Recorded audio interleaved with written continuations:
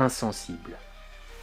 Comment peut-on, en tant que chrétien et chrétienne, savoir que les hommes vont aller en enfer sans en éprouver une profonde peine? Comment ne pas être saisi d'une vraie tristesse en sachant la fin des rebelles à l'Évangile? Qui passerait à côté de quelqu'un qui est torturé sans être ému de compassion et vouloir lui porter secours? Allons-nous laisser ces pauvres âmes sur cette route de la perdition éternelle sans rien faire, sans rien dire? Quelle réaction avons-nous face à la potentielle éternité de souffrance de notre prochain? Sommes-nous tremblants pour eux? Faisons-nous tout ce que nous pouvons faire pour leur apporter l'Évangile? Ou alors, comme le dit l'expression, cela ne nous fait ni chaud ni froid? Vraiment, une éternité de souffrance sans repos et sans répit, et en réponse une insensibilité? Est-ce donc cela l'amour des chrétiens? Crois que Jésus-Christ est Dieu. Crois que Jésus-Christ est le seul Fils de Dieu.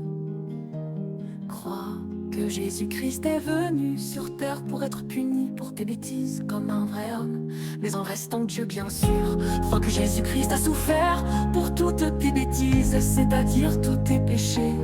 Crois que Jésus-Christ est mort sur la croix pour tous tes péchés. Crois que Jésus-Christ a été mis dans un tombeau une fois qu'il était mort évidemment.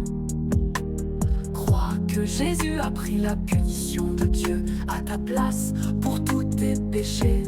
Crois que ta punition éternelle a été payée par Jésus. Cette punition éternelle sera un endroit où les méchants souffriront beaucoup, sans arrêt et pour toujours. Dieu les punira de cette manière, ce lieu s'appelle l'enfer. Mais toi, crois que Jésus a été puni pour toi. Crois que Dieu a ressuscité Jésus-Christ le troisième jour, et que Jésus est vivant pour toujours. Crois que Jésus-Christ est victorieux sur la mort, sur le monde, sur le diable, sur le mal. Parle à Dieu en le priant et dis-lui tout le mal que tu as fait, car tes péchés lui ont fait du mal. Demande pardon à Dieu pour toutes tes bêtises, c'est-à-dire tous tes péchés. À la fin de ta vie, si bien sûr tu as cru en Jésus-Christ et que tu as demandé pardon à Dieu pour tes bêtises, tu iras au paradis et pour l'éternité tu n'auras plus jamais mal. Tu vivras toujours pour la gloire de Dieu. Le sens de la vie, c'est de vivre pour la gloire de Dieu. Chaque jour, donc aime Dieu, vis pour la gloire de Dieu. Aime les autres et déteste le mal, le mensonge, la méchanceté, et fais confiance à Dieu. Dieu t'aime beaucoup.